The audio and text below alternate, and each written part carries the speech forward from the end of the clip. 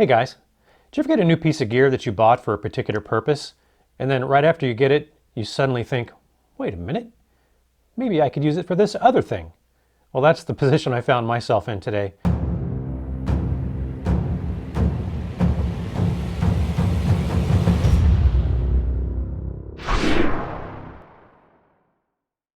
I got this 4K field monitor with an HDMI connection for my new A6600 Sony cam that is actually I'm using to video this right now, so it's not in the shot. But I got it primarily so that I could see myself in a larger representation for framing, audio signal, focus, and all that sort of thing with the Sony A6600 because the flip-up screen that it has is pretty small. And especially when I'm doing like standing up stuff with the camera is further away, I really can't see the detail on the screen. So I was looking for something a little bit bigger. And that's why I got this. But then after it showed up, I thought, you know, that media mod I have on the Hero 8 has an HDMI out. I wonder, can you use a third-party HDMI field monitor on the Hero 8? So I thought I'd give it a try.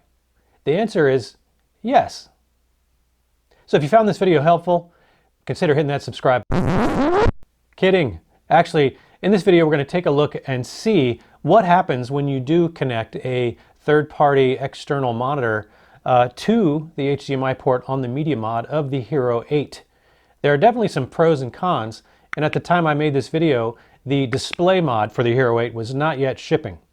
So we are going to get into the pros and cons, at least as of right now, in hooking this kind of a display up to the Hero 8 media mod. So let's check it out. All right, so the first thing that we are going to do is take the HDMI cable with a little micro HDMI connector that came with the field monitor. We're going to plug this into the back of the media mod into its HDMI port. And turn that around. Now, let's see, let's go ahead and power up the GoPro. And then we will turn the power with a long press on the field monitor.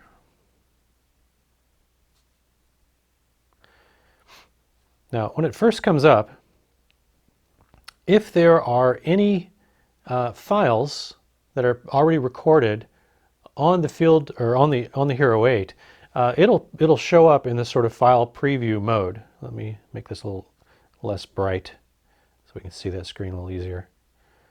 All right. So the preview mode shows up here for files. Now, it's almost as though this firmware that's on the GoPro right now, it's not really ready for the display mod yet. I assume that there will definitely be firmware changes once the display mod is released. So the behavior that we're seeing now may not be the same behavior that we see once the display mod is finally actually released. But so what they did provide, when you have a device plugged into the HDMI port here on the back of the GoPro, when you have an LCD panel, it disables the video part of the screen on the back of the GoPro, but it does not disable the touch functionality.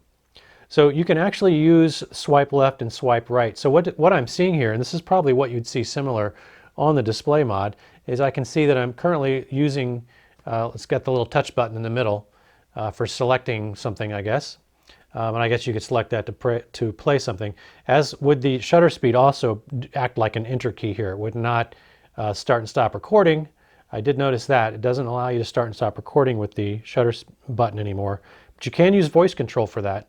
And if you can figure out where you're touching on the rear display, you can start the recording that way as well. But right now, if you can see the little middle button is highlighted. If I swipe one way or the other, I can kind of change what direction that highlight goes. So now I'm highlighting the actual GoPro camera over there on that button. I'm going to press the shutter, which should give me an enter key on that.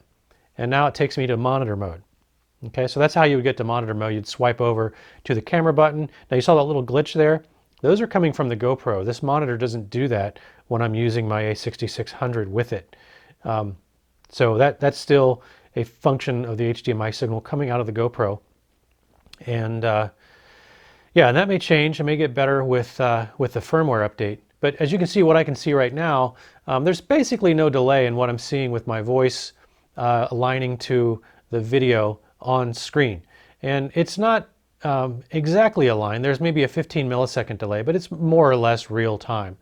I can see up here in the upper left-hand corner, by the way, there's no touch screen capability here on this monitor, and there's not, as I understand it, going to be on the GoPro display mod either. But I can see how much record time I have left in my current video mode on this memory card. I can see I'm at 46% battery power.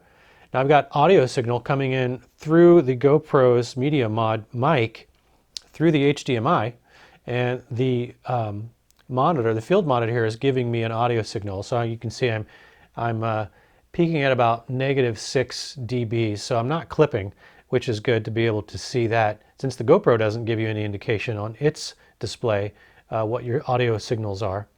And then I have a histogram, which may or may not be useful in this particular case. So that's pretty cool. So now I could use voice control, because as I said, if I were to press the shutter button right now, it wouldn't start recording for me. They seem to disable that. And again, that behavior may be different once the firmware comes out, but currently that's how it behaves. So I can use voice control. GoPro, start recording. And you can see now it started recording. I can also see in the middle of the screen now that I can see how long I've been recording. I can see all the other stuff that was there before. It just added the fact that it is actually in record mode.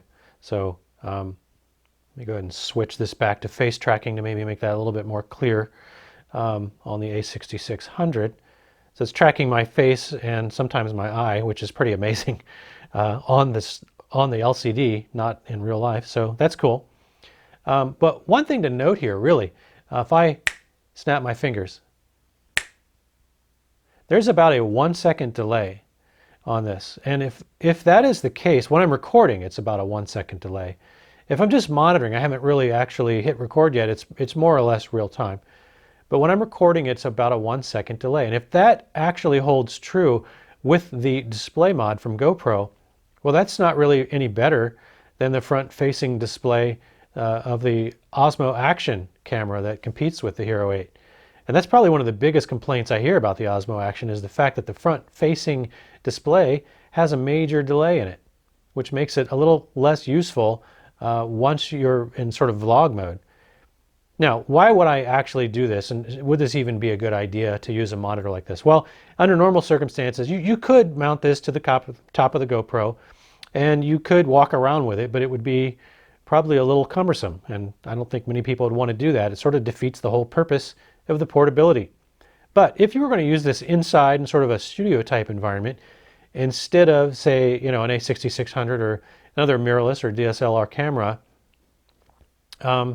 you could certainly use it for that. And it helps you see what's clipping. You can actually turn on zebras and all the other stuff on this display, and it would show you you can see focus peaking and all that sort of thing. Now that's pretty irrelevant here on the GoPro because it focuses to infinity, so it's kind of a non-issue. But it is nice to be able to see your audio levels and to see how much record time you have left, and in fact that you are recording. So those are kind of cool things. GoPro, stop recording. So that was interesting. Did it work? Yeah, it pretty much worked. Is this something I'd recommend you run out and do? Probably not. And now if you happen to have a field monitor for a camera already, then knowing that you have that option is kind of interesting. It does work. I think, would you mount this on top of the GoPro and take it out and vlog with it? I mean, you could, but does that really make sense? Probably not. If you're hand holding the thing, you really don't need the external monitor, and which is why I'm not really planning on buying the display mod when it does finally release. Now, what is interesting to note, and again, all these things may change either somewhat or significantly when the firmware update comes out to officially support the display mod. I'm assuming there are going to be some changes there. But what happens when you do connect an external HDMI device, the back screen on the Hero8 does shut off, as you would expect, but the touchscreen capability does continue. And effectively what it's behaving like at that point is kind of a touchpad rather than a touch screen. So it's really looking for direction motions, whether you're swiping left, swiping right, or up and down. And then you use the shutter button as sort of the enter key. Since the, I would assume, the display mod will not have touchscreen capability. So that seems like a fairly safe assumption, although who knows what will actually happen. So it does work.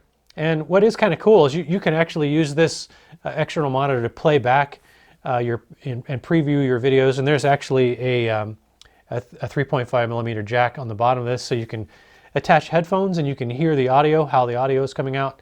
You get a pretty good sense of what's going on in that sense. So you get a much bigger representation of the screen. Because one thing I will say is, once you have everything kind of buttoned up in here with the media mod on it, if you want to pull that card out to put it in a computer so you can check how the video looks, how the audio sounds, and all that sort of thing, it's a pretty cumbersome set of steps you got to go through, because you have to pull the whole thing out to get to the memory card. Yeah, you can do some file transfer wirelessly, but that takes a lot of time too, especially if you're filming in 4K. So definitely some pros and cons. It is nice to know that you can do it. I probably wouldn't run out and do it and buy one if you don't happen to have one laying around just for this purpose. But there is a use for it. And whether that use fits your particular needs or not, you'll have to make that decision. So it's kind of cool. It was a neat proof of concept. Good to know you can do it. Thanks for joining me for this video. If you liked it, give us a thumbs up. Consider subscribing if you hadn't already. And we will hopefully see you in the next video. And until then, have fun out there.